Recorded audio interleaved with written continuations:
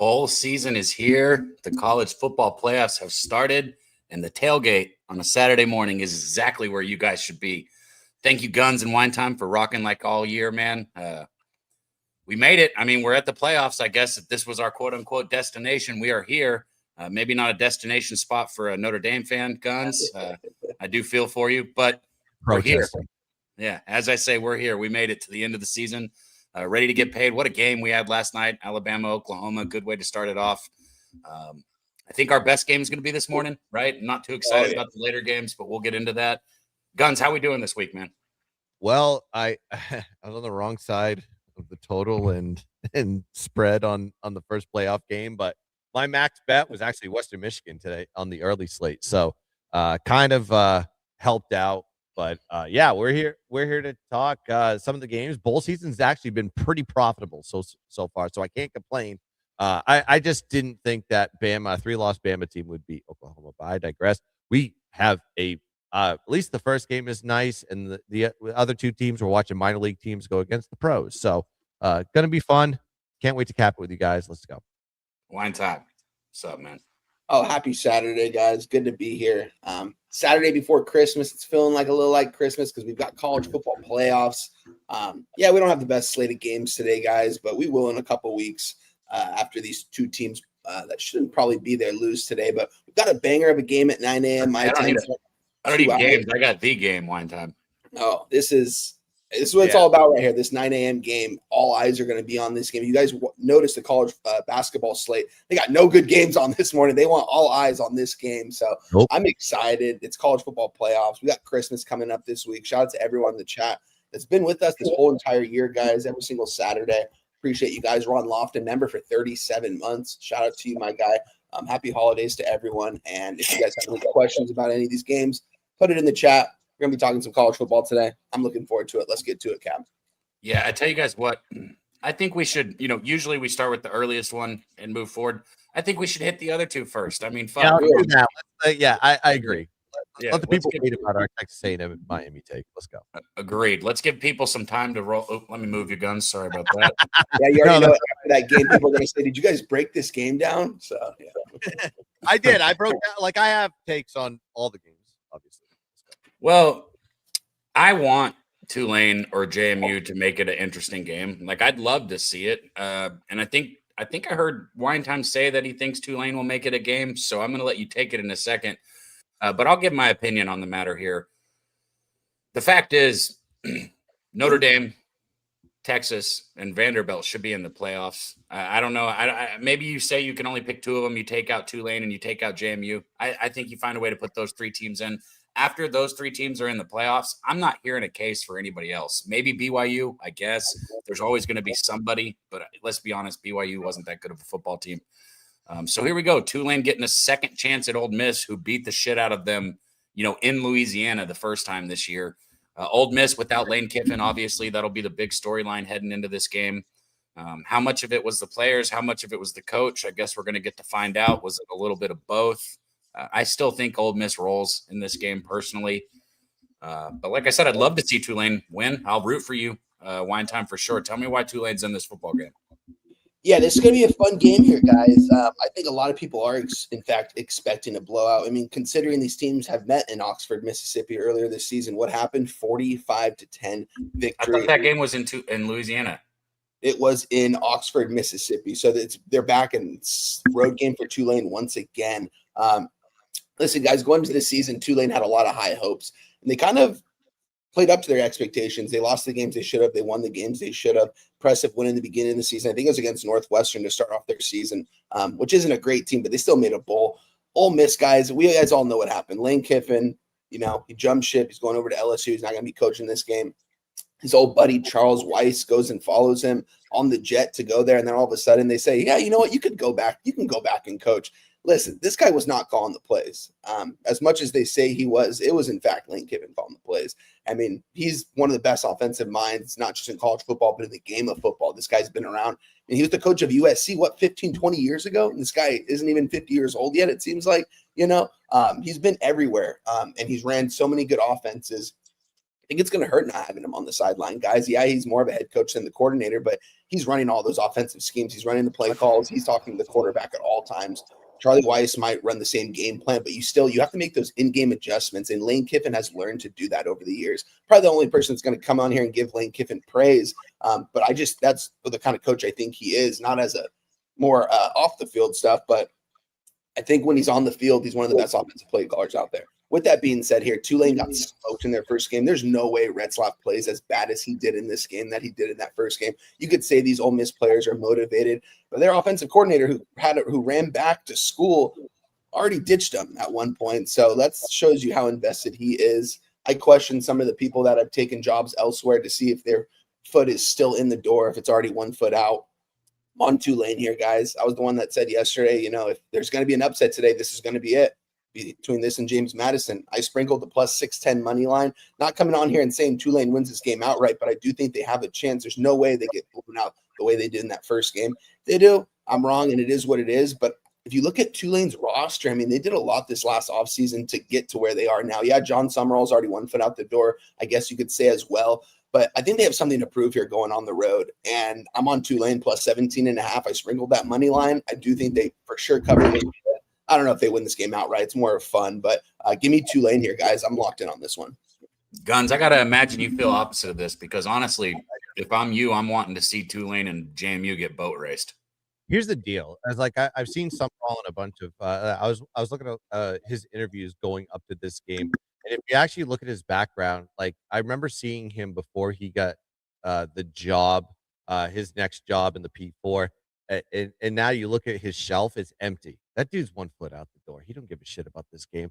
And Tulane doesn't belong in the college football playoff. I mean, and if you look at the line correlation, you got to remember that, yes, Ole Miss did beat them 45-10, but Ole Miss was only a 12-point favorite. Now the books are making them a 17.5-point favorite. That gives you a lower number, by the way, because the total was 61. Now it's what, 50? What are we seeing right now on the book? We're seeing 57.5. So that is giving you an indication that this is probably going to be Ole Miss absolute smoke show. And when you look at Tulane, they struggle against high scoring offenses. 48 points given up to UTSA, 32 points given up to Memphis, 27 points given up to Duke, 45 points given up to Ole Miss in the first matchup. Tulane's defense gives up 400 yards or more to their opponents in 7 instances this year. That defense is not great. Ole Miss's defense has given up 16 points per game at home this season, and they held Tulane to 10 points last time they met up. Now, yes, I could you take the spread? You could, absolutely. However, I love the team total of this one because you can get it at 27.5. I do think that Ole Miss is going to score points in this game regardless because Tulane's defense is absolutely Swiss cheese when they go against electric offenses. And I think the team total over at 27.5 is a damn look. So that's how I'm playing this game. I do lean somewhat to the over, but I'm going to be just focused on Ole Miss team total over on this one. 27.5 is low. I would think. No guns. It's 37.5 right now. It's not 26.5. Well, what did I get it at? Let me maybe you probably got 36.5. There's no way it was. Yeah. You're right. I'm sorry. I wrote that down wrong. No, you're good. I was just saying, I was like, dude, if it's that low, I'm taking it right now. I was like, I don't care if I'm fading too late. Right, I'm sorry. I thought I said, yeah, my fault. It's 36.5. Yeah. Like Ole Miss isn't. They're going to get to 28, and that don't cover no 17. So yeah, 30, I'm sorry. I got it 37.5. Yep. Yeah. I wrote. I typed in 2 instead of 3. Shout out to everybody in the chat rolling in, man. I see our guy Ron Lofton said he liked the under, but he missed the number. Mo Harris asked if on Marcel Reed's rushing prop. I got you, man. We're just gonna hit that game third because we got the other two first. So I like Swaggy saying over 27.5 minus. Yeah, well, hey, I was, dude. As soon as I heard it, I was thinking the same thing. I was like, "Wait, what the fuck? Can I really get that number? Let me go bet this real quick." Hey, guys, let's go ahead. Are really near my keys. I will say that. I know it's a little early, but I didn't see any messages. I don't have my phone sitting right on me. Let's go ahead and let our guy Kong's Clips come up because he's backstage ready to rock for us. Probably doesn't have a ton of best bets for you guys today, but I know he does have some action. So without further ado, let's get our guy up here, Kong's Clips.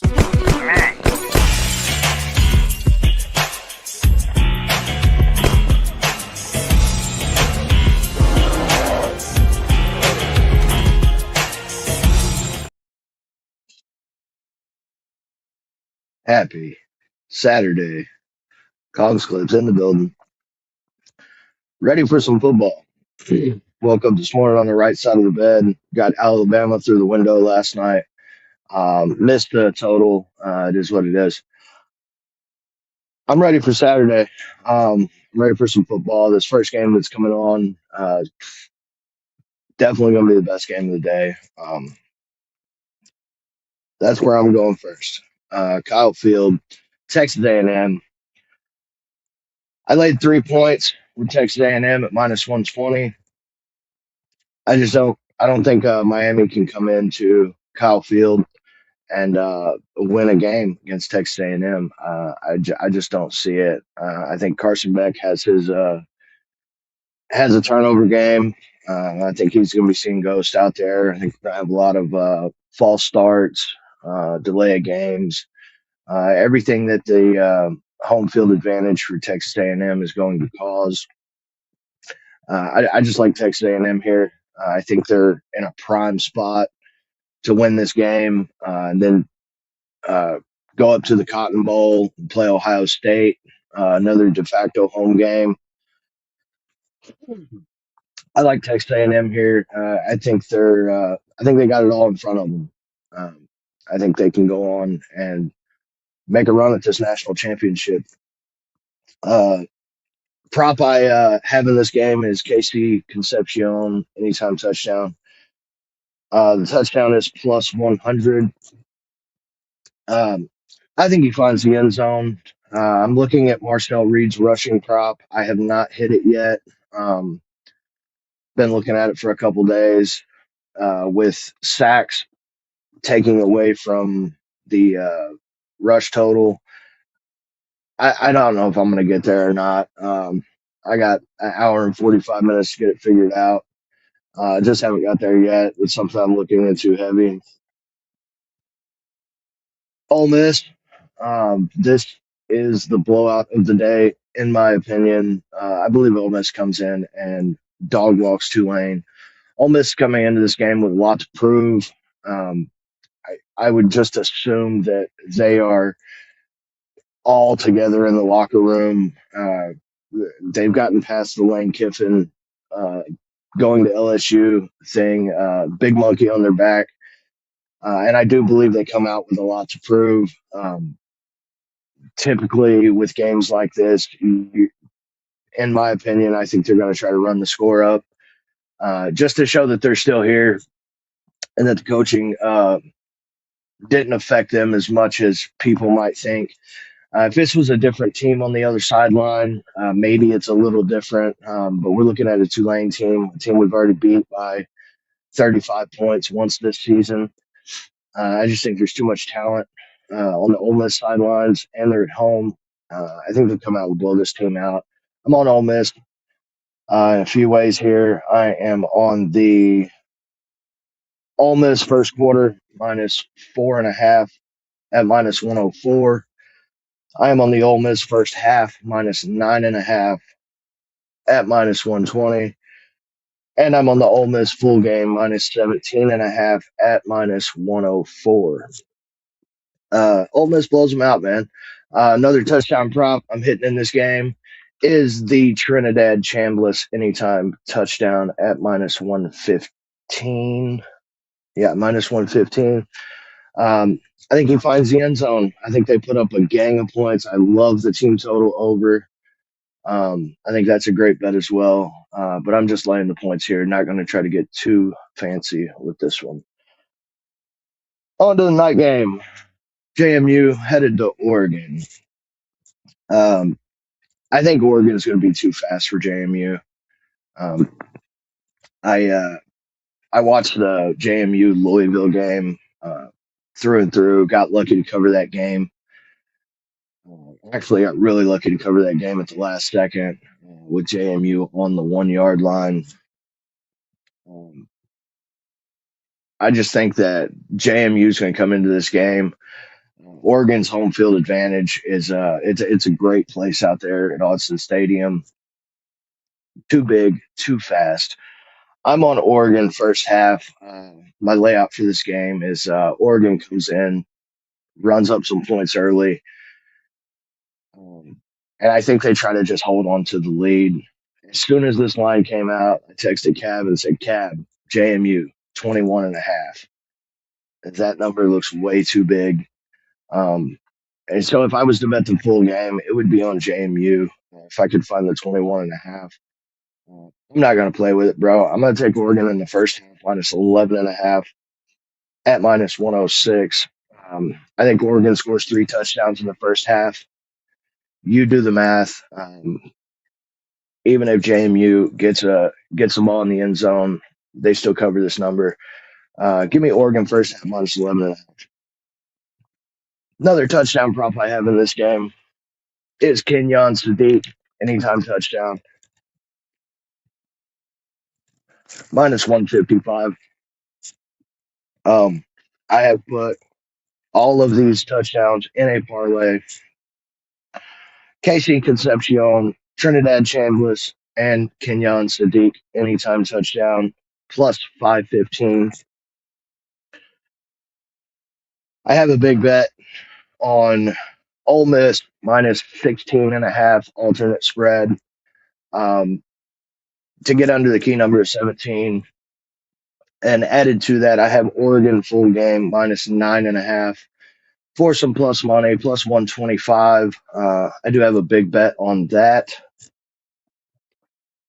Also have another parlay here. It is not a 2-unit parlay, but if there was a 2-unit parlay, this would be it. I have Texas A&M money line. I have Ole Miss first half minus 9.5, and I have the JMU team total under 14.5 at plus 346. Make sure you're taking advantage of the sports books. Everybody's offering profit boost for this, profit boost for that, all college football related. Go in and get you some money. Appreciate you guys for having me. Let's get to the motherfucking window today. College football playoff Saturday, round 1. Call. I'm out.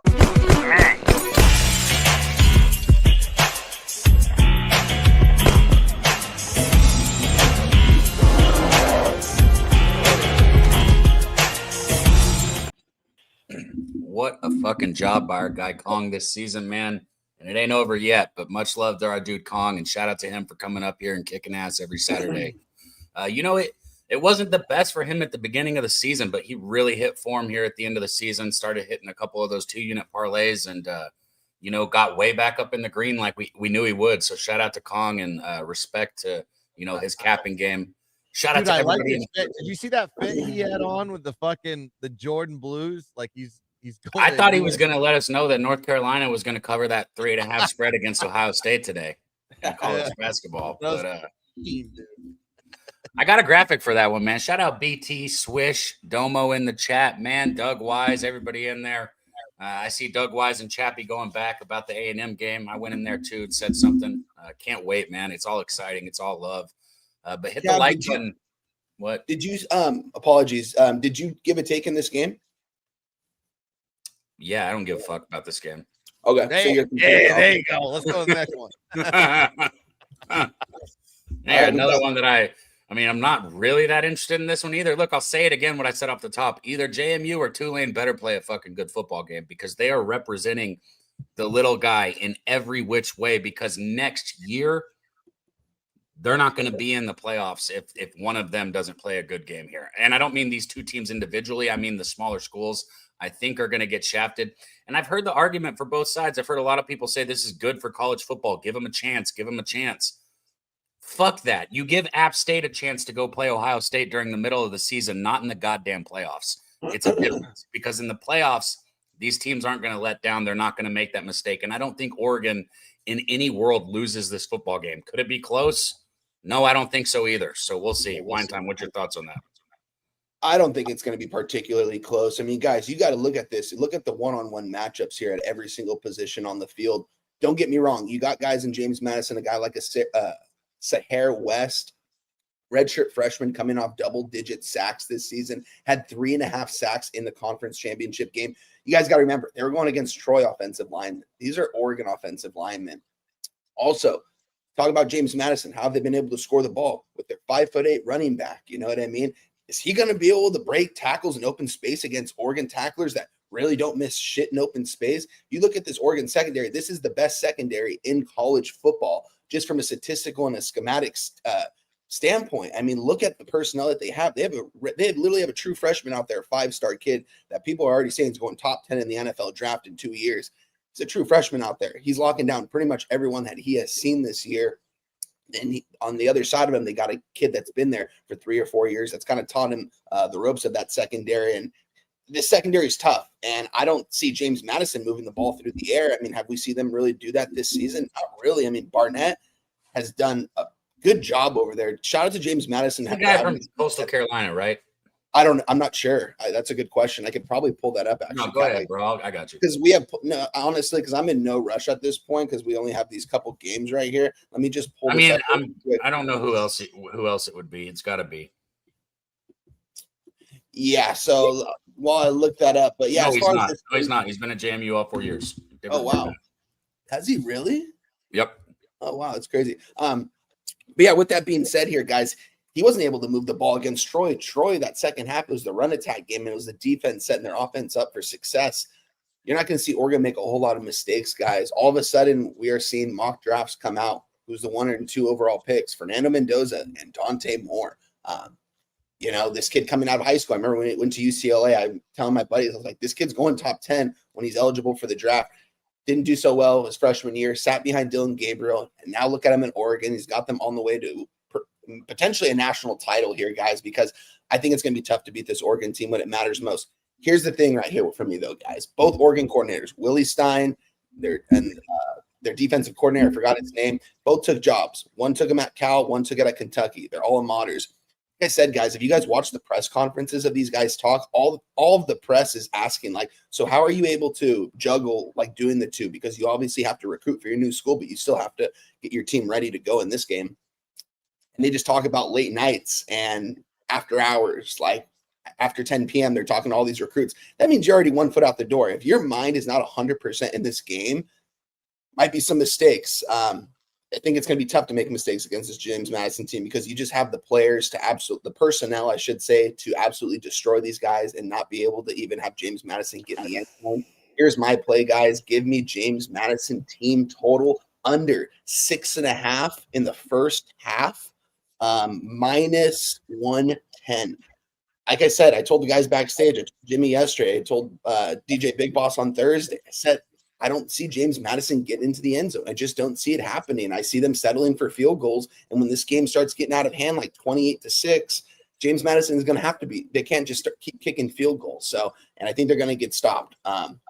This Oregon team is too good, guys. I think this is the blowout of the day. I think Oregon can name their number. Only reason I'm not on this game is I don't really think they have to name their number. They might just get up, 14 to 17 points and kind of put their foot on the brake and just run the ball out and run this game out because I don't see James Madison being able to score. I'm going to move on a live under if Oregon scores right away. That's the only reason why I haven't moved on the under yet. I want Oregon to receive, score right away, and we are moving on that live total under. James Madison team total under 6.5, those officials. Shout out to our dude Gorky. He said, hit the goddamn line. Drop the $2 dono, man. Shout out to all the members. Shout out to all the people that dono and have supported the show through the years, man, or through the year season. You keep us up here, so thank you. Guns, thoughts on this one? Yes, I do. I actually have some thoughts on this one. And the spread is kind of a little bit wishy-washy. I can see both sides and both arguments on this one. The problem with JMU is if you get them into a situation where they get down like 2 or 3 scores and they have to pass the ball, that is not what they want to do. They want to run the ball, and they're going against an Oregon defense that is just well above their pay grade. Like we saw a little bit of a sample size early in the season against Louisville, and they did struggle in that game. But the way I'm playing this one is I'm playing into one team has a strength, the other team has a weakness. If you know the gun belt, I know the gun belt. I know JMU. JMU is a notorious slow starter. They can never get it going in the first half. However, you know who gets in the first half? Langley's boys. You look at the numbers here. JMU's offense averages 16 points per game in the first half. That's ranked 33rd in the country. But Oregon averages 23 points per game at home, and that's ranked 7th in the country. And on the defensive side, JMU's ranked 43rd in the country in the first half defensively. Oregon is ranked 4th in the country, only giving up 7 points at home in the first half. And keep in mind, you go look at the numbers in the first half, JMU trailed against Liberty, Georgia State, and Washington State, and they still, like, in the second half, they went explosiveness to get those covers. Extra rest here for Oregon. Of course, they didn't have to play a conference championship. JMU had to in the Gun Belt. They won the Gun Belt against Troy. And I just think Oregon is going to come out here swinging in Autzen Stadium. In the spread, yes, enticing to take them. I do lean towards the spread. Oregon does get a proper stomping because you look at the line correlation on this one. The under is really getting heavily hit by the books. I think it opened at 50.5. Now it's down to 45.5, 46. But the first half at minus 12.5, heavy weighted to the first half there for Oregon, though. I saw 11.5 earlier in the week. I did grab that, and I saw 12.5 again, and I smacked it again. So Oregon, first half, minus 12.5.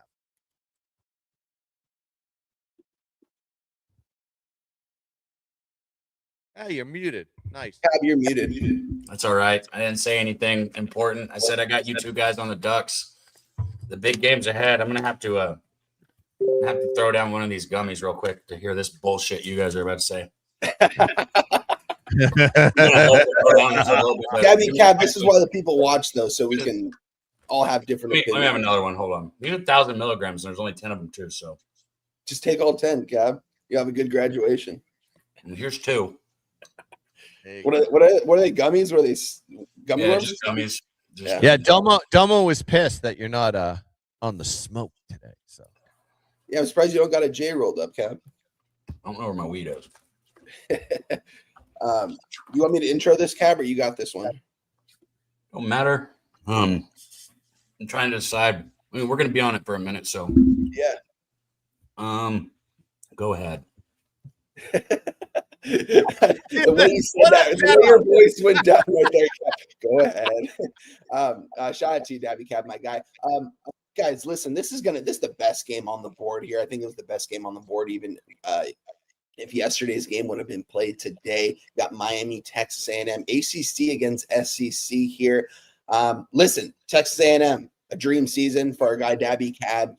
11-1. I mean, in the SEC, it doesn't matter really the competition. Even if you don't have that strong of a schedule in the SEC, to win 11 games is absolutely incredible for their school, for everything, the boosters. It's going to be good for their future, all that stuff. Then you got Miami on the other hand. Miami coming into this game, they got left out of the college football playoff last year. They had such a better team last year than the team they have this year. It's kind of crazy. I wish we could have seen that team in the college football playoff rather than this team. But let's get to the point here, guys. Miami, Texas A&M here. You got 2 quarterbacks, really efficient quarterbacks here. Carson Beck, this is last year of school right here. This could potentially be his last game when it's all said and done. He doesn't have any years of eligibility left. Marcel Reed, young kid, man, redshirt sophomore out here. He's going to be returning to A&M next season. Unless Klein, I guess, somehow persuades him to come over to Kansas State. That'd be interesting. But with that being said, it's going to be a good matchup here. This is best on best right here, guys. You look at the defensive front from both teams. These are 2 of the best defense fronts in the nation right here when it's all said and done. And it starts with their edge rushers. Talk about a guy like Ruben Bain. I mean, you guys have seen mock drafts come out, and he's going in the top 10, top 15 in pretty much every single NFL mock draft. I remember his freshman season 2 years ago, watching him play as a true freshman, and he just didn't look like a freshman. He's a physical specimen, and he's going to give this offensive line a lot of problems here from A&M. Then you look on the other side, A&M's defensive front. You got they got a squad of guys here. It starts with Cassius Howe coming into this season, really high expectations, and he's kind of played up to it. You got guys like TJ Siri. You got guys like Tyler Odium. I like this defensive front. Let's get to the run attack game here, guys. You got Ruben Owens in the backfield here. Le'Veon Moss will be available for this game, correct, Daby Cab? Yeah, he's back and ready to go. Yeah, he's back and ready to go. So the run attack that, we've seen all season long, one of the best in the nation, is going to be a full go. Look at the pass catchers from both sides.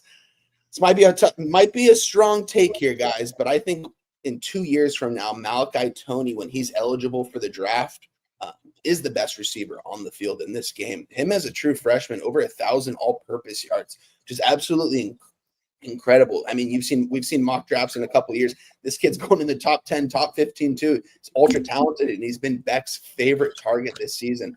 Carson Beck coming into the season. Sorry, this might be a long breakdown, guys. But with that being said, Carson Beck didn't have really high expectations coming into this. Well, he did have high expectations, but a lot of people kind of hated on the guy, including myself. I thought he looked really bad at Georgia. I thought his mechanics were off. When people said he was going to go in the first round, I called BS. Listen, the guy can make every single throw on the field. He's just got to stay away from mistakes. It's going to be a very hostile environment. One of the most hostile, if not the most hostile environment in college football right here in Kyle Field. I'll add on to some of the things you're going to say. So, but real quick, Kristen, shout out to you for the $10. Those things taste like they're soaking in fucking weed. Fucking like they don't taste bad, but like ugh. They don't taste good. Yeah. I don't do it. These are going to work though, so that's good. But shout out to Kristen for the $10 dono. Sorry, they're already working. They already got me calling you Wham Bam. Fuck, they must be working. Like, all right, Wham Bam, go back to it. My bad. No, you're good. I'll make it a little bit quick. I was just kind of. No, you don't got to. You don't got to. I just kind of wanted to go over some matchups and stuff because it's also. I want to go back over them. Yeah. So this game's gonna be a good game, I think, from start to finish, guys. I'm just gonna give out my play really quick here. I am on Miami plus 3.5 minus 110.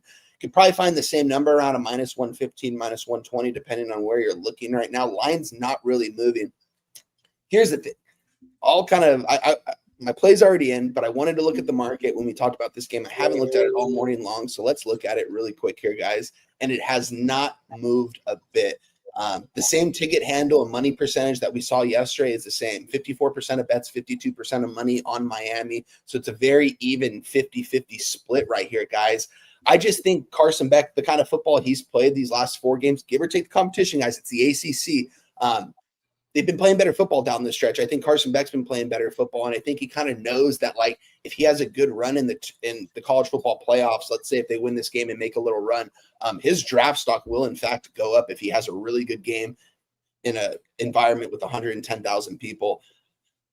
I think that they're going to be able to cover this spread. I think it's going to come down to probably the last possession. Whoever has the ball less kicks a field goal, and if they make it or not is the real question here. I didn't want the flat 3 because I felt like that could push. I wanted the 3.5, so I bought up the 3.5. You could get a 3 right now, plus 105, plus money still. But I'm on Miami here. I think that they're going to cover this spread. I think it's going to be a really good game. And let's just look at the total here really quick. 55% of bets, 52% of money on the under.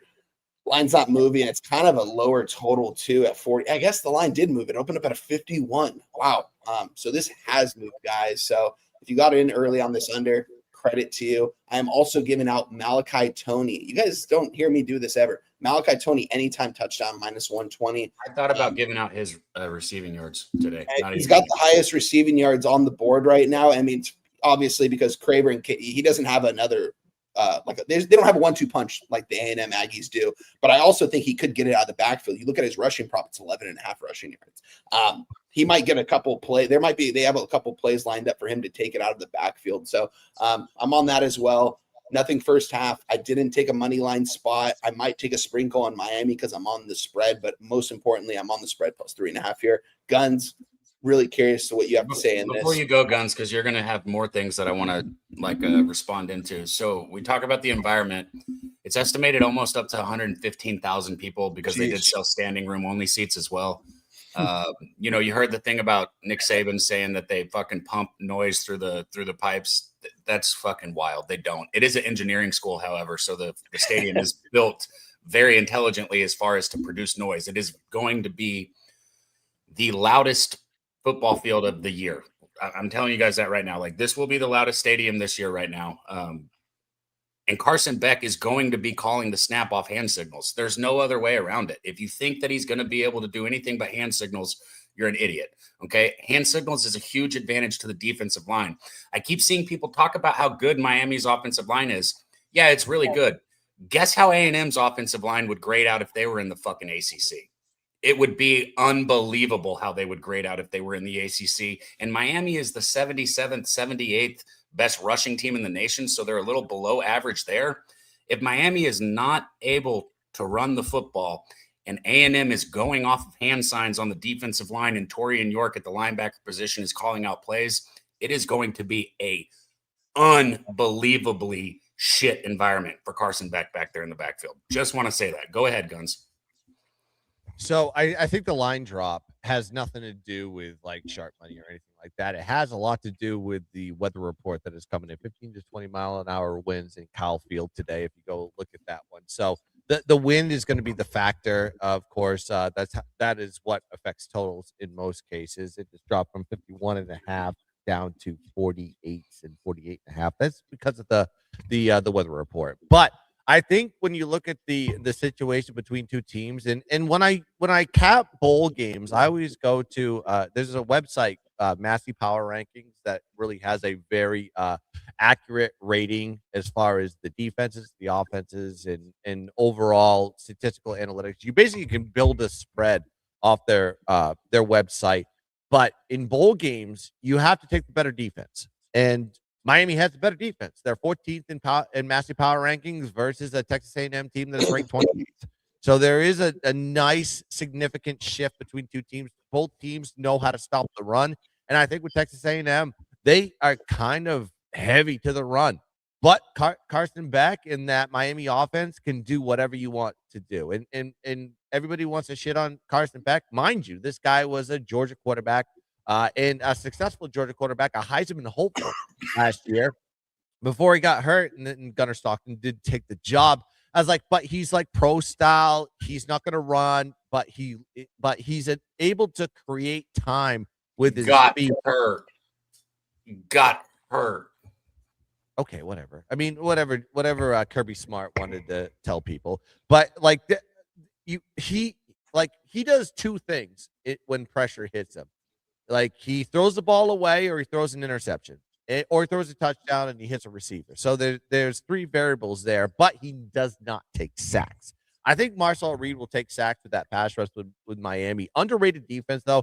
Minnesota defensive coordinator did come over to run that defense, and it has been very successful. Very successful. Mind you, I mean, like, imagine having a brilliant defensive mind with the amount of talent that Miami has. This Miami team is underrated. People want to judge them on a couple of instances where pressure did get Carson Beck. He did throw a couple picks. We're talking about the Louisville game especially, but this team is continually storyboard material that people say, no, you don't belong to be here because Notre Dame does, or like you overshadowed them. It's like that storyboard material that Mario Cristobal probably embedded in their heads with that amount of talent, and Texas A&M is kind of limping into this one. I love Mike Elko.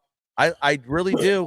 Shout out to Notre Dame, former defensive coordinator, but I think this Miami team has got it.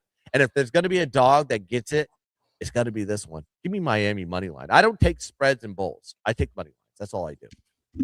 So the limping in comment was a good one because I've stood by it and said that if A&M wants to make a run in the playoffs, not playing the SEC championship game was the best thing that could have ever happened for them. Go ahead. Also, there's a barometer between those two teams. Is like, who played Notre Dame better? Miami played Notre Dame better. Nobody's looking at that barometer. They both beat Notre Dame guns. I'm sorry. A good chance to bring Notre Dame up again, though. But back to what you said, the limping in comment is very true. Marcel Reed was hurt against Texas early. Ankle was out. Mario Craver. JMU is a better team than Notre Dame. They belong. Mario Craver was out against Samford the game before Texas. He was still hurt against Texas. Scooby Williams, one of their best linebackers, has been out all season. Le'Veon Moss has been out since the middle of the season. They have been a very beaten up football team. They've had a couple weeks to recover here. Scooby Williams is going to be back in that linebacker room.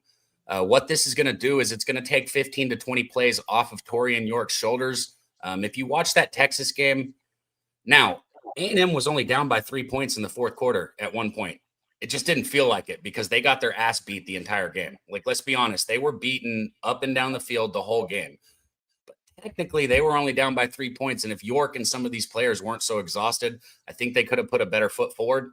Having Scooby Williams back in the linebacker room is huge. Having Le'Veon Moss back in the backfield is huge. This A&M team has struggled when they get inside the red zone post Le'Veon Moss. Same thing last year. You look at what they did when Le'Veon Moss was in. He's the guy that punches the fucking football in the end zone. He's the guy that gets the tough 2-3 yards when you really need them. They need him on the field. He's on the field today. He's going to make a difference for him. I think that I'd rather have Miami 1,000 times over than Notre Dame, Guns. I'll tell you that. I did not want to play Notre Dame. Notre Dame was the last thing that I wanted to see for A&M.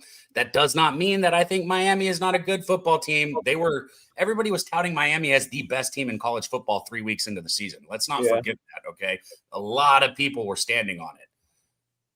But A&M wins this football game, and they win it by a touchdown or more. I'm just letting you guys know that. Shout out to our guy, T.A. Trader, though. 77 likes. Quick little shot for our guy, T.A. Trader. Shout out to my guy. Happy Saturday. Hey, college football playoffs the Saturday before Christmas? Come on, let's go, guys. Shout out to you guys. Love you guys. I got a question. I did not. Why is it that college football players, there's so many that are named Scooby, but there's none in college basketball? Like, do you know a Scooby in college basketball? I know a lot. There was a Scooby linebacker that played for Arizona for a while. So why are there so many like college football players named Scooby, but not college basketball? Scooby. Hey, I didn't want to eat all of these, but we keep getting the donuts. I guess I will. I mean, Texas A&M's losing, so I mean, I don't know. Okay. So, because I'm still not done with this, I've had like 17 things I wanted to say. You should, because this is your team. I get it. No, he says that. What you're saying, Doug Wise. What I'm saying is, if A&M played Notre Dame and lost, what the fuck did they do this year? Yeah, but you know how they lost, though. I mean, bullshit fucking missed penalty, a fucking PI in the end zone, and a fucking stupid ass backup. We're talking about today, not week one. Not week one. And there was a phantom holding call on the kick return right before that. Oh, shut up. You're crying about dude. Key instances in the game, they basically said refs are betting Texas A&M money line, obviously. Rob Freeband said, who's wine time taking? I'll fade whoever he takes in this game. My guy, I'm on Miami, so go ahead and take the A&M Aggies with our guy. You shouldn't bet this game. Just take that Marcel Reed over rushing or Let me give out my I've only done this parlay 3 times this year, and I've hit it once. So I want to give you guys this in a game where I think they're going to win. That's going to be an offensive game. I do this. Like I said, I lost it the last 2 times I gave it out, but I have already hit it once, so it's been valuable. I got A&M to win. KC Concepcion over 49 yards, or it's at least 49 yards. Mario Craver at least 44. Oh shit. Marcel Reed at least 24, and then I got Le'Veon Moss to hit the end zone. Guys, Le'Veon Moss to score a touchdown is plus 120. The dude has been out for 10 weeks. So I could understand some hesitation. Yeah, I could understand the hesitation to want to bet it. You know what his number was before he got hurt to score a touchdown, Guns? Minus 165. Let me guess. That was a very good guess. Everybody else has not even been close. It was minus 220. Oh yeah, I would figure it was high. I mean, he was such a dynamic weapon for them. And it was like, minus. I don't know how healthy he is though. Is he like he's playing, but is he like ready to play? I think he probably could have played against Texas. I genuinely do. I'm not saying that A&M sandbagged against their rival, because they did it. They want to win that game more than anything. However, as far as personnel goes, I think they played the safe game. They played the long game for this. That's why you didn't see Le'Veon Moss and Scooby Williams against Texas. That's why you saw some of these people.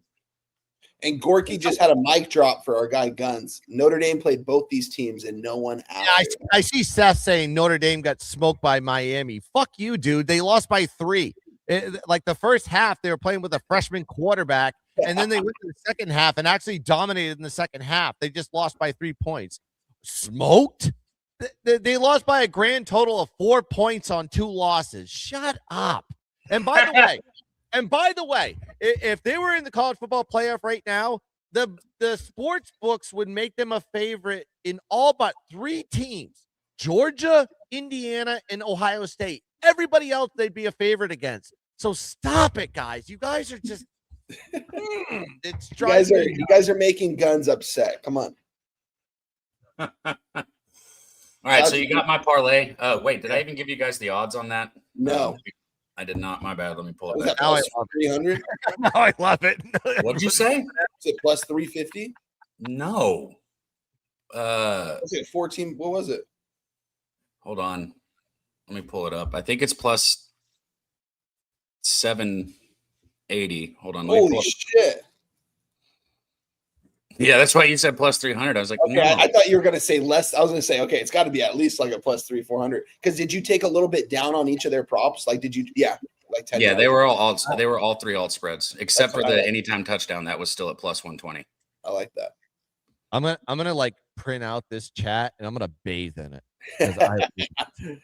Notre Dame doesn't get TV ratings. Oh, makes me so happy. I love it. Guns, why are you a Notre Dame fan? Oh, plus, there you go. Plus, it's 5 legs. I'm from New England, and I'm Catholic.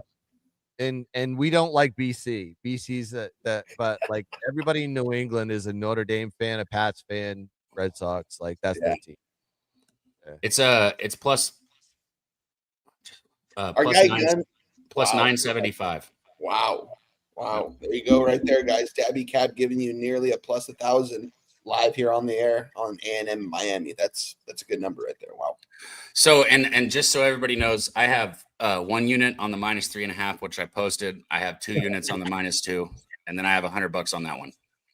So I'm very heavily invested in this game. Gun, you and my guy Nasty Nate, you guys ever met at San Antonio? You guys would get along. You guys like all the same fucking teams. I love how everybody says Notre Dame sucks. That the team that was in the college football championship last year is the worst team ever. If I didn't love Guns, I'd be like, hey, let's all drop an ND sucks in the chat. But I wouldn't do that because do it. I love it. I love it. Do it. Declaring for the draft too, or just Jeremiah Love? No, Jajarian Price is out too, but like it doesn't matter. Wow. Aeneas Williams is a beast too. Like getting him extra carries. Watch this kid next year. Aeneas Williams. You could always get someone out of the portal too. I'm sure you will. No. We don't need running back depth. Like that, you look at the recruiting the last 2 years. A lot of good running backs coming in Notre Dame. The depth of the running back position is not a problem. CJ Carr's coming back. A lot of the offensive line's coming back, and the defense of recruiting. That class that they got this year from the secondary to the edge rushers, watch this team in the next like 2 to 3 years. And I can't wait till I see this chat tell me Notre Dame sucks. Can't wait. I was Marcus hoping he got flooded. Going nowhere. He ain't going to Michigan. He ain't going. The only place he would go was Ohio State. Like if that job opens up, I know I'm losing him to Ohio State. But that team is. Let's go. Good job, Andrew. Shout out to TC in the chat right there. What'd you say?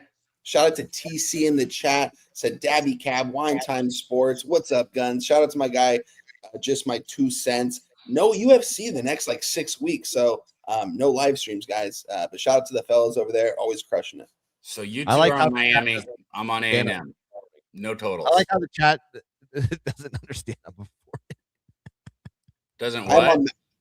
No, dude, I'm putting on an act for Notre Dame. I don't care about the hate. Somebody say you're sorry to Guns, please. You fucking no. You hit him right in the vagina. Jesus Christ.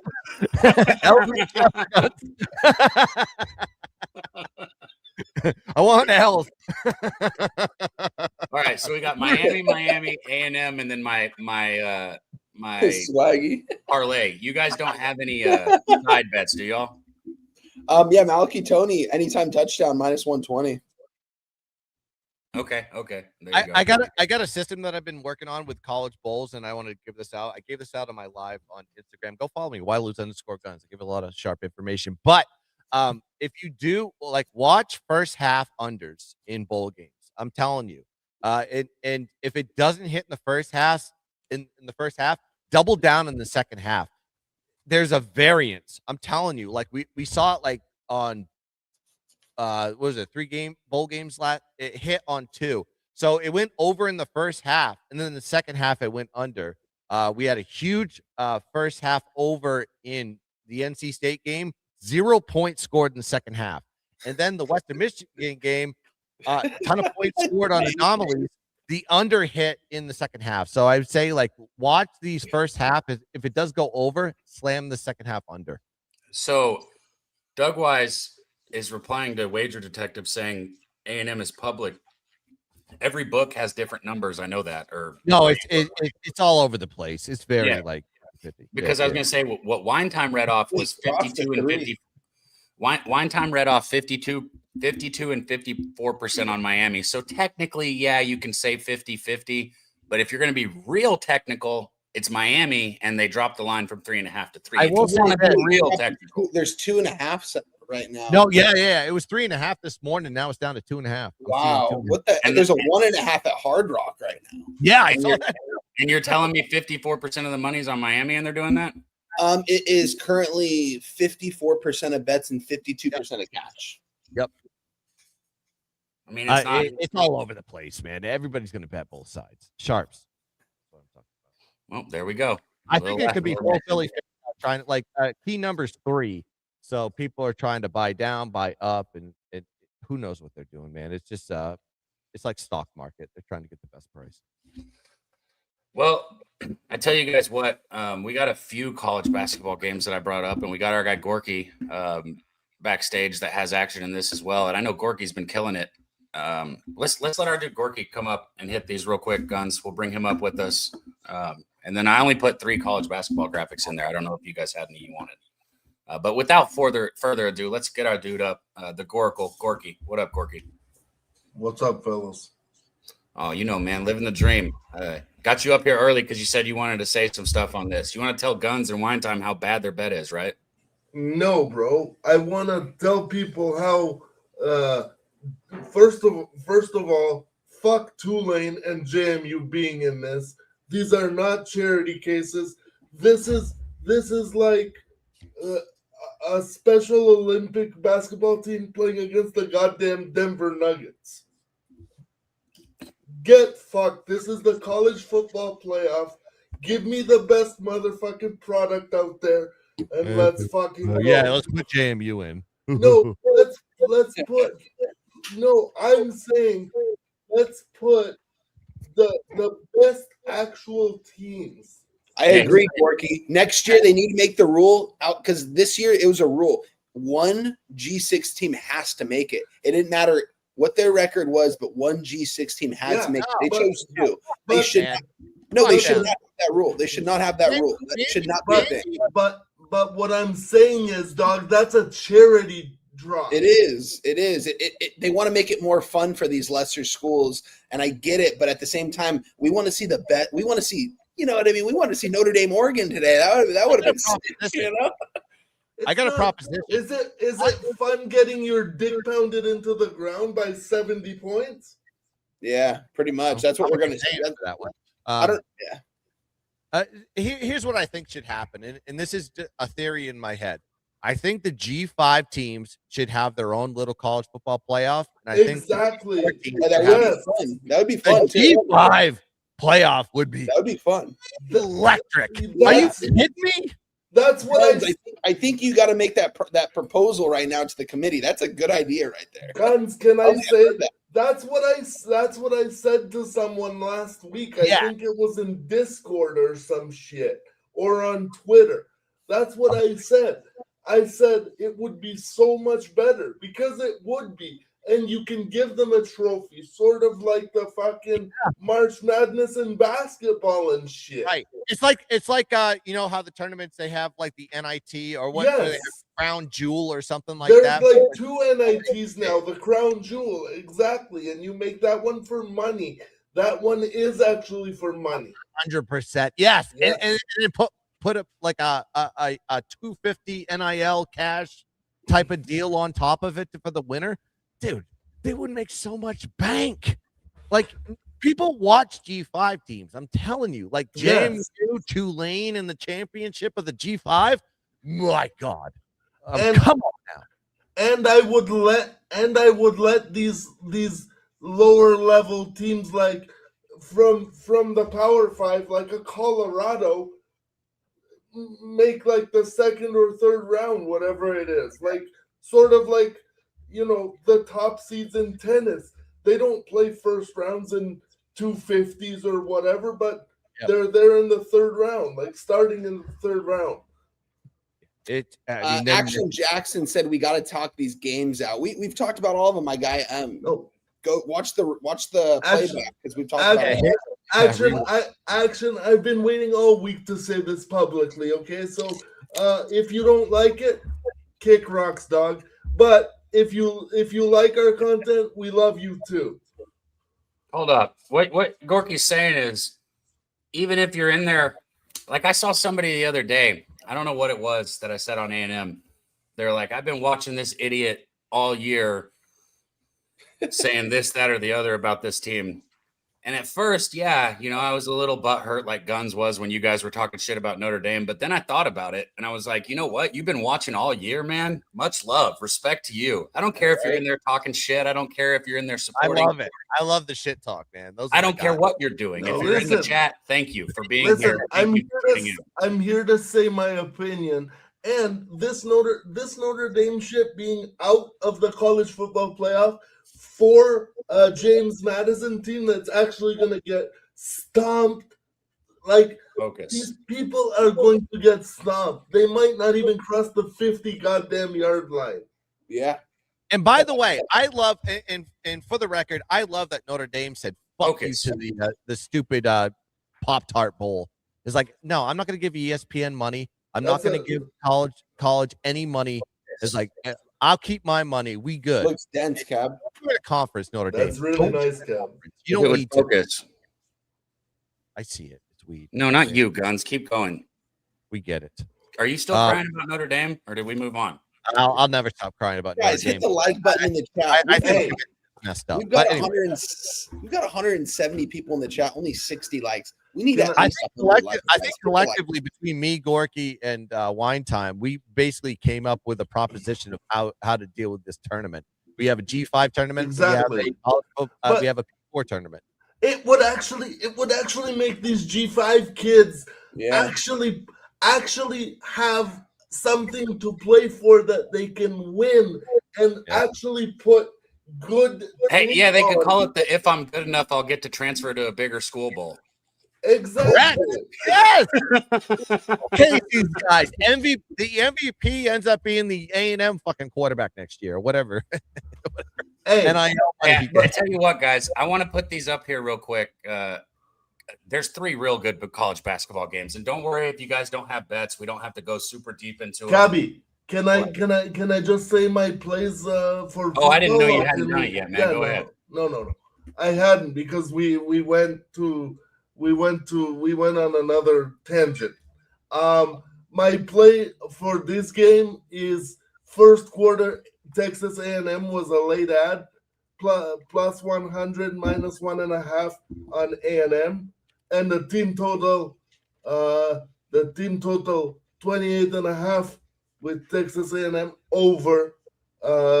So I don't love that the number has gone down, but I just think that Kyle Field is a magical place. Let's fucking go. Let's get paid. Oh yeah, this place is going to be rocking here today for sure. What about the other games? Did you have action you wanted to give out on those? Did you already give that out? Oregon team total over 36.5. I just think that they're going to be able to pick their number and they get to the 40s. All right. Oregon team total, A&M first quarter, and A&M team total. Gorky, thank you, man. I know you've been on a heater these last few weeks on the show, man. On this show, yeah, actually I have. It's been good. It's been good. Thank you, Cab, for the opportunity to be here, brother. Yeah, keep it up, man. You've been rocking and rolling. Like Wine Time said, there's like over 170 people in the chat on YouTube. And if you look between X and YouTube, it's over 400 people. Hey, for the people on X, get over to YouTube. Hit the like button, please. There you go. That's what I was going to say. Go subscribe to our YouTube channel, man. It helps us a ton. But thank you for supporting everybody. 3 really big college basketball games I wanted to touch on real fast. North Carolina, number 12, traveling to take on Ohio State here. Ohio State, unranked, but they are sitting at 8-1. I should have this already pulled up, and I don't. I was going to say their only step up in competition this year is their 1 loss, if I'm not mistaken. Ohio State doesn't have any really good wins on their record. 8-2, excuse me, not 8-1, 8-2. They lost to Illinois and they lost to Pitt, both their step up games, 80-88 to Illinois. It's not a terrible game. They were at home. Look, UNC is doing what a lot of these schools are doing with Caleb Wilson, man. They're going to be led by a kid that's going to be a top 1, 2, or 3 pick in the draft. I don't know if he'll go over Darian Peterson. I think Darian Peterson will probably be the number 1 pick, but we'll see. I mean, these kids are electric, and as Caleb Wilson goes, I think North Carolina goes. You know, he's scored 20 points in his last 3 games. If I can get his prop at 19.5, I will be all fucking over it. The only problem is the props aren't out for me yet. I think North Carolina probably covers this spread. I know it does seem a little fishy, and this is probably one of those ones where some of the people like my dude Razor might want to hunt out a bet on Ohio State. But I'd stay the fuck away from Caleb Wilson. I would just not bet against this kid, especially not yet. I would either take Caleb Wilson's prop or North Carolina. Any thoughts on this? If you guys don't have thoughts, don't worry about it. Go for it, guys. I got a couple of thoughts. And it's more of just me, like, just spitting off the cuff here. Seeing UNC back into prominence makes this Duke UNC team so enticing to me. I can't wait to watch these two teams battle because Duke is, I would say, top 5. I mean, Michigan's doing work. I don't know who's going to. Michigan's real good. But this is going to be fun to watch in the future. But we have 2 essentially elite programs, and I'm just looking at sheer on the number on this one. 156.5 just gives me the over vibes on this one. And I just think there's going to be a lot of scoring in this game. That's probably what I'm leaning towards. UNC non-conference, especially a lot of these teams playing non-conference ball is not really where I'm geared towards. I'm looking at I'll say this from a betting perspective. When we get past the holidays, when we get past the new year, and then when we get the conference play is when I'm going to start smacking college basketball heavy. But I'm looking at that line from a 156.5, and I think I'm leaning over. I do like that over. I will be on something in this game. I'll post it when I get there. It'll either be Caleb Wilson's prop or I might do the North Carolina first half here. Speaking of first half, I'll get to the legit, man. What'd you say? This Arkansas team is fucking legit. Yeah, they are. Arkansas is legit. When we're in San Antonio in March, Dab, we have to remember to back Arkansas. And this is going to be a tournament team, like legit. Well, I don't know if you remember, but I was on Arkansas last year successfully too. I know they didn't obviously make a long run, but they covered a lot of spreads towards the end of the season. And, you know, Akuf is the guy that they got in that's scoring all the points, but Brazil was there. Brazil played good on last Saturday, too. He was shooting those threes. Holy shit. Yeah, he did. Knox was there. They had a lot of these players that were still there. Then on the Houston side here in this game, I'd say Houston is maybe a tiny step down from where we've seen them be the last few years, but a tiny step down still puts Houston in the top 10. Like, I'm not saying that they're not a really good basketball team. I'm saying they just might be a little bit less than they were. But as I talk about freshmen and like star player freshmen, you've got Kingston Flemings on this Houston team. And if you have not watched this kid play yet, Fleming. I always say Flemings. I don't know why. Thank you, Corky. You know, averaging 14.8 points per game. He's an electric freshman. He has been shut down. We've seen it in a couple situations, like against Notre Dame, Jackson State. He didn't really take any shots. But when the kid gets going, he's hard to stop. You've still got Emmanuel Sharp, Uzon, Tuglar, a lot of the players that you've seen with Houston. And with this Samson defense, it's still going to be hard early. That's why Houston first half has been a thing for so long. People think it's just a trend that's out there we jump on. No, the reason that it's out there is because the way Houston mixes up their defensive looks and gets after the ball in the first half of the game. So I got Houston first half here. What do you guys got on it? I have nothing on this game, Cab, but it hurts me because I'm not going to fade Arkansas, but I'm certainly not going to back them here. This line's getting to a 5.5 to Houston right now. We've been seeing Arkansas play lights out basketball, but I think this might be a game where Houston, I agree with you. I think Houston is the side in this one. I think the line's very telling in this because these are 2 really good basketball teams and they're playing on the road against Arkansas. This game is in Arkansas, correct? Yes. Yeah, like I get it. People are out on winter break and all that stuff, but still, I mean, this is an SEC home game. Huh? Where is it? Prudential Center in New Jersey. Okay. Neutral site. Okay, makes sense, guys. I'm off this. It's Houston or pass. I could see Houston winning this game here, and we'll be on Arkansas coming off a loss, I think, in their next game, whoever they play. So I'm off this one. Yeah, I'm definitely on first half since it's not at home for Arkansas. That makes the line would have been closer to a pick 'em if Arkansas. That's what I was like. Why is Houston this much of a favorite? I didn't look too much into it though. But I just think they're coming off of a high like last week, because like Texas Tech was a big get for Arkansas. I think they might. Yeah, but they played Queens, so I think the nostalgia is a little bit off after that. You're a one. queen. Yeah, I think they might be caught sleeping here a little bit, but if I had to pick, I would go Arkansas to win the game in a close one. Well, we're getting too close to this A&M football game because my anxiety is building. Man, I'm ready. Yes, For sir. this Me fucking too. game. I have so much hope for it. I got a lot of money on it, boys. I got a lot of money on this game. And also, I got a lot of fucking mental notes that I took from guys like fucking Joey that made dumbass comments in the chat. Shout out to my guy Joey out there, man. Good to see you. If you're still in there, man, much love to you. Big Show, 2 Cents, Billy, all you guys that hold down That the whole UFC crew, part of this man. channel, man. Yeah. You guys are the bomb, man. Other than your dumbass bets, but on this one game, the rest of y'all's bets are great. But dumbass bet on Miami. But, all right. So I like the under in Houston and Arkansas. Yeah. You going on it, Guns? Yes, I mean Houston and Arkansas. What's going to showcase in this one on the neutral side is the defense. I mean we have Houston that is ranked 7th in defensive efficiency per KenPom, and you have a top 25 defense there for Arkansas. Yes, Arkansas does have a good offense. I would say a better offense towards than Houston as far as the statistical analytics are concerned. But you have 146.5 there. I think that's too high. I think we're looking at an under Houston, Arkansas. Give me Duke. I want Duke. Give me Duke. I like that under. So in this game, you say you want Duke here. Careful with the points. I'm a Duke fan. And no, I want to talk about Duke. I don't mean I'm going to take the points. I just want to talk. This team doesn't cover big spreads. Yes, they do. Go look at the fucking stats, dude. I've been watching every single fucking dribble of Duke today this year. Okay. Did you see that Florida game? Yeah, they didn't cover. That was the only game they didn't cover. Did you see them against Lipscomb where they were down like fucking 10 points and they covered the spread? That's Lipscomb. That's Lipscomb though. That would be like James Madison in the college football playoff. Yeah, here we go. Let me tell you the covers that they had this year. Double-digit favorites. The only times they didn't cover was against Florida. And they almost covered against Lipscomb. It depends. Bro, how did I miss this?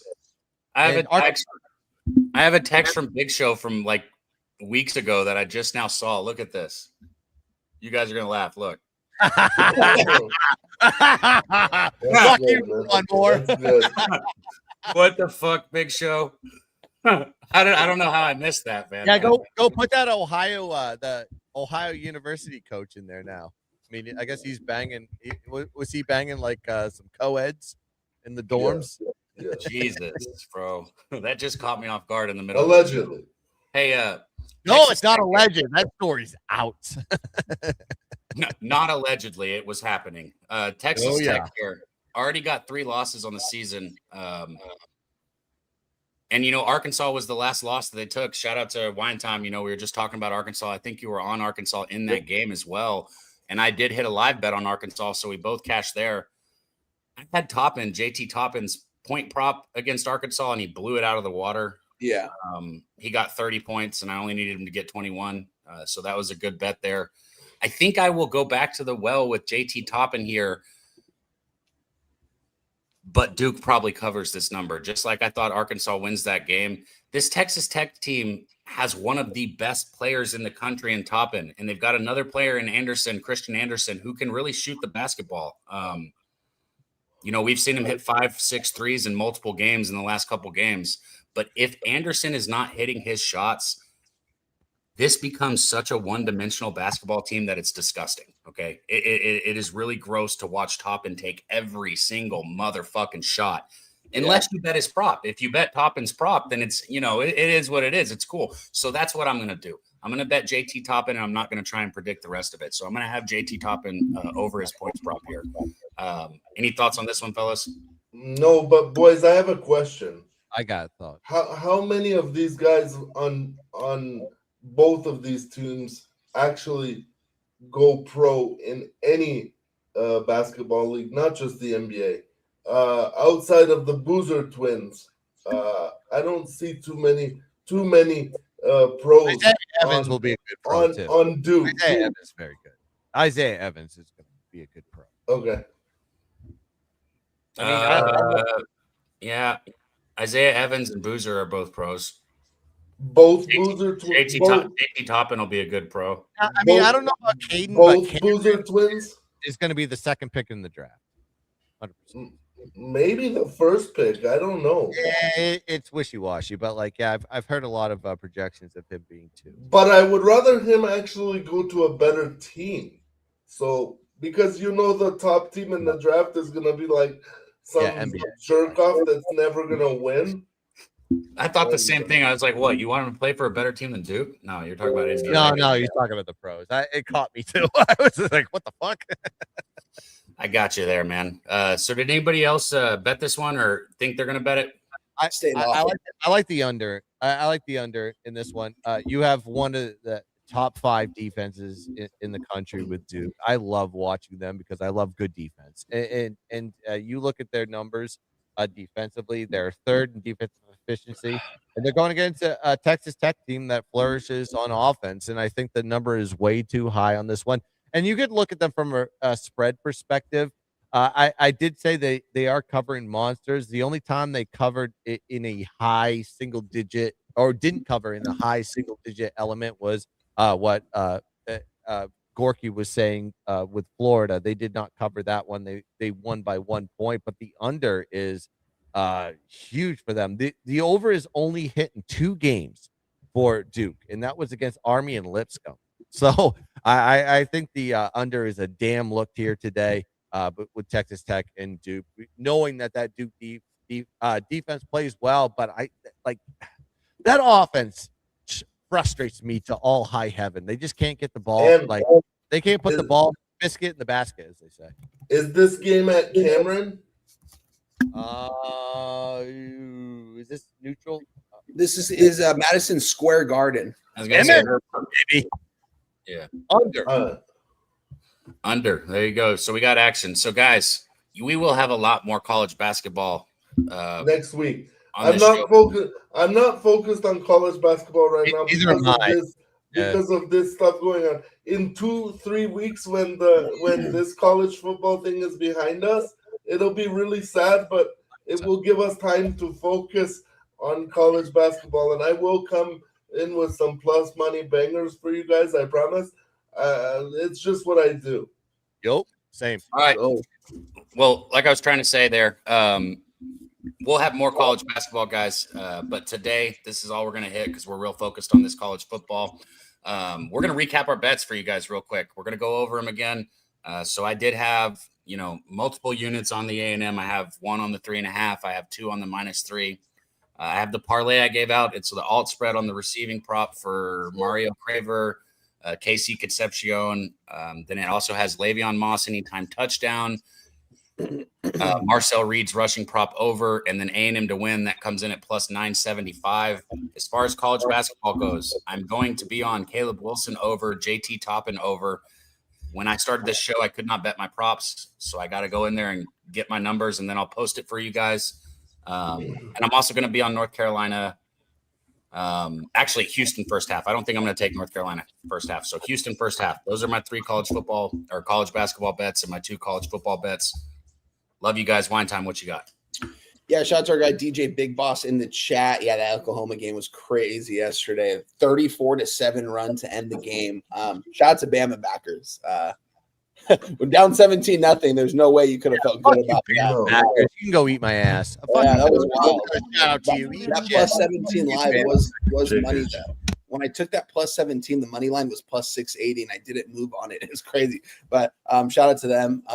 As far as my action today goes, guys, I'm on Miami plus 3.5, -110. Malachi Tony anytime touchdown, -120. Oklahoma played yesterday. Tulane plus 17.5 minus 110. And I made an addition, guys. Texas A&M team total under 27.5 minus 130. It's a little juicy, but I don't see them scoring 4 touchdowns today. Gorky, my guy. I'll make you a deal. They score as many as they want, as often as they want, and that defense gives them advantageous field position all game long. Carson Beck is going to revert back to being Carson Beck. Whoa. All right. So my plays are Texas A&M minus 1.5 first quarter. Texas A&M team total over 28.5 points full game for plus 100.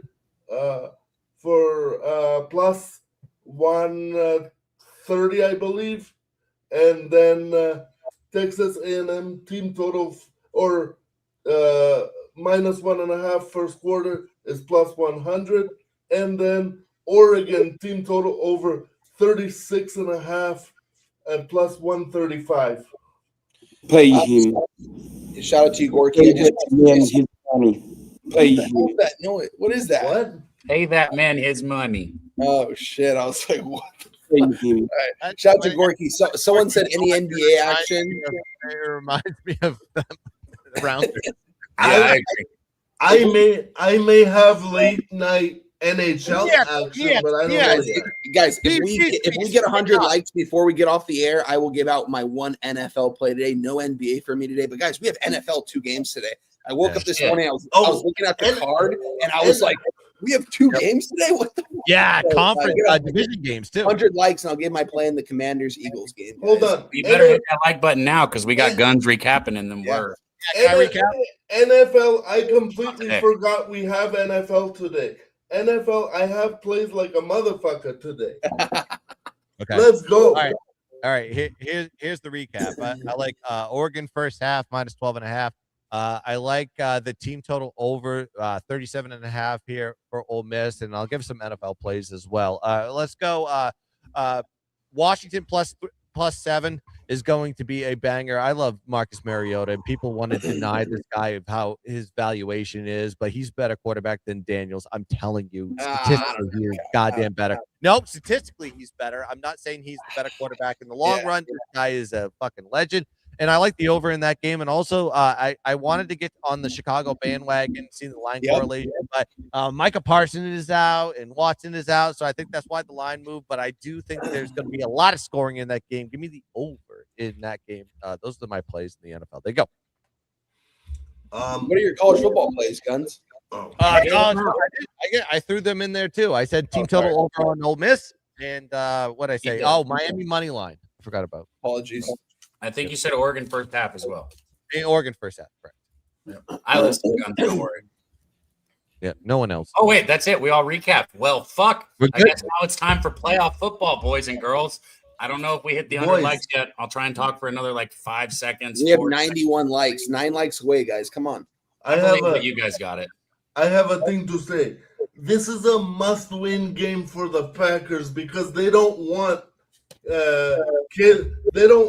Caleb Williams and those boys to win this division. And I have that parlayed with the Eagles money line in regulation for plus 110. All right. I got it early before the line flip, before the Micah Parsons injury. All right. So, yeah, I'm losing out on money, but guess what? When we cash, it doesn't matter. Facts, Gorky. Guys, before we get out of here, we got to 100 likes. Shout out to everyone in the chat. I'm going to give it out, guys. Commanders plus 7, buy a little bit up against the Eagles today. Guns already touched on it. Mariota is getting the start today. Jane Daniels is out. I think Mariota can stay within a touchdown. Jaden is out for the year, bro. Yeah, he is. Well, as he should. You know, they don't need it. You guys know me. I'm a Commanders fan. Family's from DC, so this is my team, and I don't always back them. I sometimes fade them. You know what I mean? But this is a spot where I am backing Marcus Mariota here today. Plus 7. Buy up a little bit if you have to, but I think that's the side in today's game. There I you go. agree. We ended with the beautiful note, man. Guns, Gorky, wine time. I have a Monday nighter for. I have saved that for the show. Fuck Yeah, it. they'll get that later, man. We'll get that one soon. 'Cause Save you that guys for will be the here show. with us Yep. on Pub, and we'll be here with you guys on Pub. So shout out to everybody in the chat, man. Fuck, I love doing this show with you on Saturdays. Let's go get paid. Gig 'em. Go Aggies.